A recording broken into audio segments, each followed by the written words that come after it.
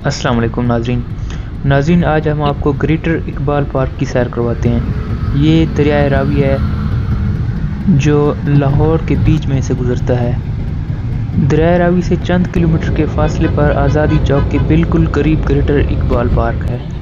پہلے اس پارک میں صرف مینار پاکستان اور حفیظ جلندری کا مزار تھا۔ اب اس کی توسیع کر کے بادشاہی مسجد، شاہی قلعہ اور باقی تاریخی جگہیں بھی اس میں شامل کر دی گئی ہیں۔ تو چلتے ہیں اس پارک کی طرف۔ اس پارک کے بارے میں بھی آپ کو معلومات دیں گے اور مینار پاکستان کی تاریخ بھی بتاتے ہیں۔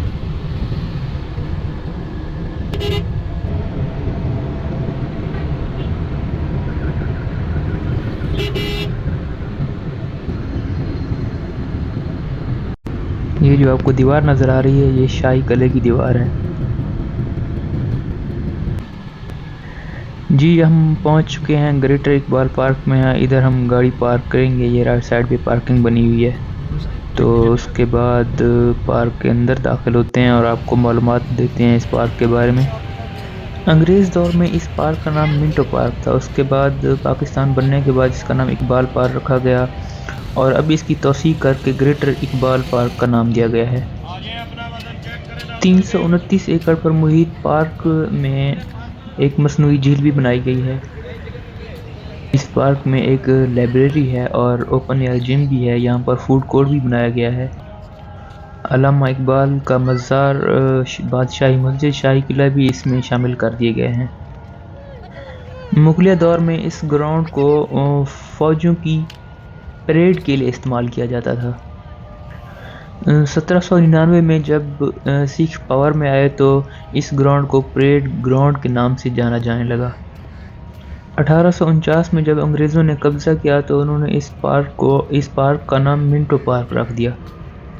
1947 میں پاکستان بننے کے بعد اس پارک کا نام علامہ اقبال کے نام پر اقبال پارک رکھا گیا اور اس کے بعد 2016 میں اس پارک کی توسیع کے بعد اس کا نام گریٹر اقبال پارک رکھا گیا ہے۔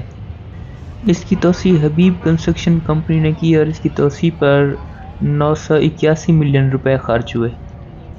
2018 میں اس پارک میں نیشنل ہسٹری میوزیم کھولا گیا جو پاکستان کا پہلا ڈیجیٹل میوزیم ہے۔ اب آپ کو اس پارک کی خوبصورت جگہوں کی سیر کرواتے ہیں اور اس کے بعد چلتے ہیں حفیظ جلندری کے مزار پر۔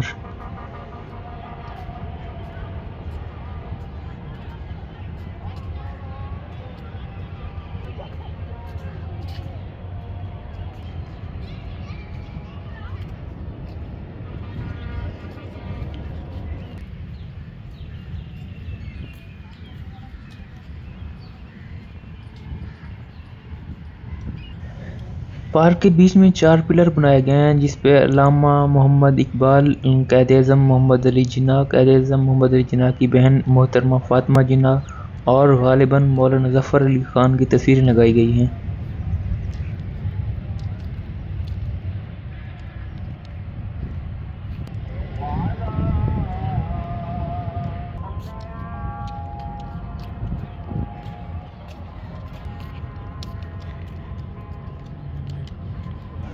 سارا پارک نیٹ اینڈ کلین ہے اور اس کا اچھے طریقے سے خیال رکھا جا رہا ہے، جو عموماً پاکستان میں بہت کم ہی نظر آتا ہے۔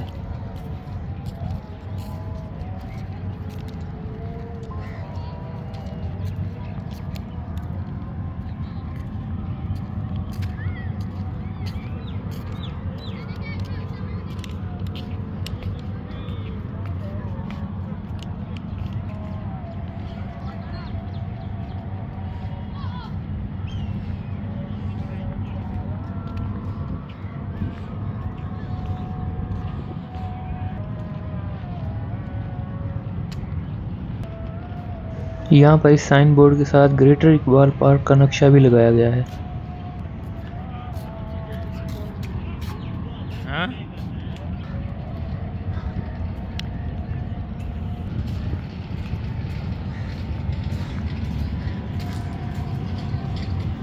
اب چلتے ہیں حفیظ جلندری کے مزار کی طرف۔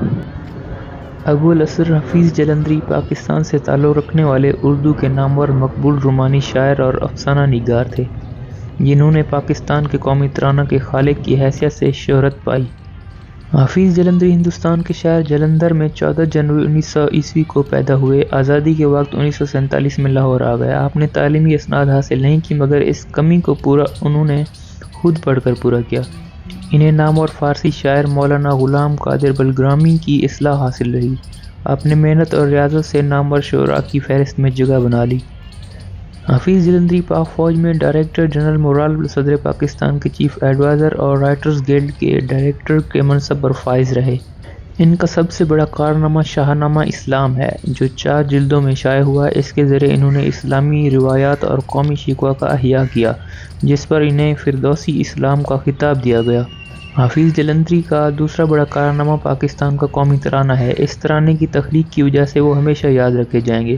حافظ جلندری نے یہ خوبصورت قومی ترانہ احمد جی چھاگلا کی دھن پر تخلیق کیا تھا اور حکومت پاکستان نے اسے 4 اگست 1954 کو پاکستان کے قومی ترانے کے طور پر منظور کیا تھا۔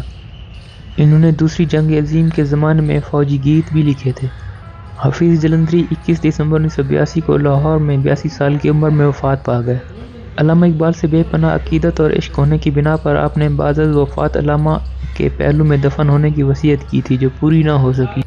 پہلے انہیں ماڈل ٹاؤن کے قبرستان میں امانتاً دفن کیا گیا۔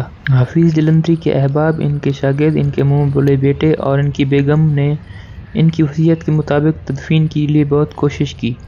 بالآخر حکومت پاکستان نے مینار پاکستان سے ملحق ایک گراؤنڈ میں ان کا مزار تعمیر کروایا اور ان کی میت وہاں دفن کی گئی۔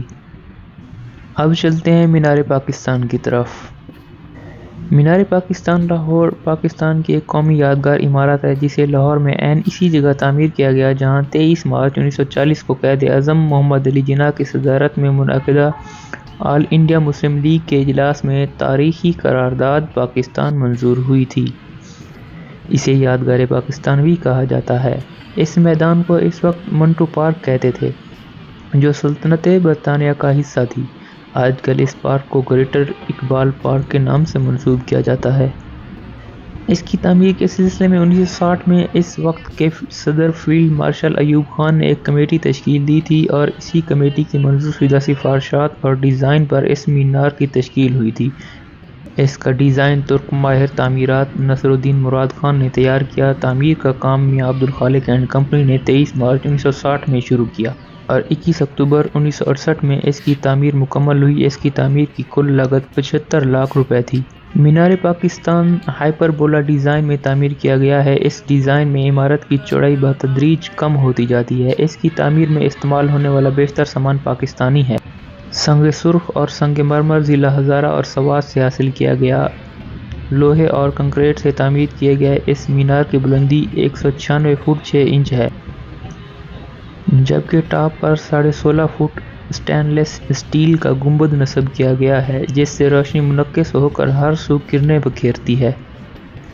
مینار میں 5 گیلریاں اور 20 منزلیں ہیں اور پہلی گیلری 30 فٹ کی اونچائی پر ہے جس کے بعد کی بالائی منزل پر جانے کے لیے پہلی منزل 95 سیڑھیوں کے بعد آتی ہے۔ ٹاپ فلور پر جانے کے لیے ٹوٹل 255 سیڑھیوں کے علاوہ برقی لفٹ بھی نصب کی گئی ہے۔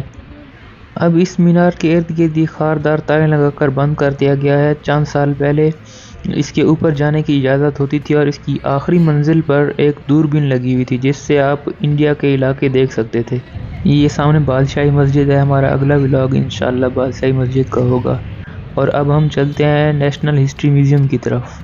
نیشنل ہسٹری میوزیم پاکستان کا پہلا ڈیجیٹل میوزیم ہے جس کا افتتاح 17 اپریل 2018 کو ہوا۔ میوزیم 5 حصوں پر مشتمل ہے جس میں پاکستان کی تحریک کے مختلف پہلوؤں اور پاکستان کے سینما، موسیقی اور کھیل کو دکھایا گیا ہے۔ اس میں انٹر ہونے کے لیے ٹکٹ لینا پڑے گا اور اندرونی مقامات کی ویڈیو وغیرہ بنانا بھی یہاں پر ممنوع ہے۔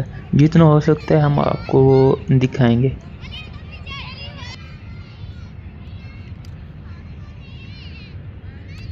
بند ہے کیا؟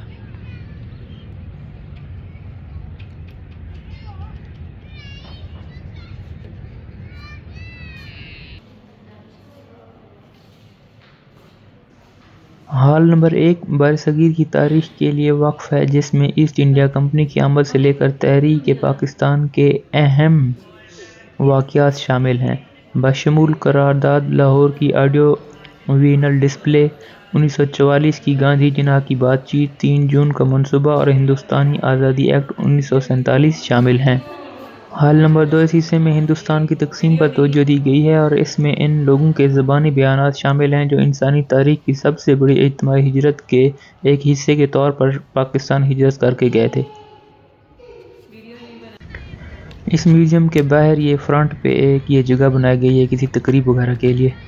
ایک ولاگ بنانے کے لیے بہت زیادہ محنت ہوتی ہے۔ تمام دوستوں سے گزارش ہے اگر آپ کو ہمارے یہ ولاگ پسند آتے ہیں تو ہماری حوصلہ افزائی کے لیے ہمارے چینل کو سبسکرائب کریں، لائک اور شیئر ضرور کریں۔ انشاءاللہ ہمارا اگلا ولاگ بادشاہی مسجد کا ہوگا۔ تب تک کے لیے مجھے اجازت دیں۔ اپنا اور اپنے اس چینل کا خاص خیال رکھیں۔ اللہ حافظ۔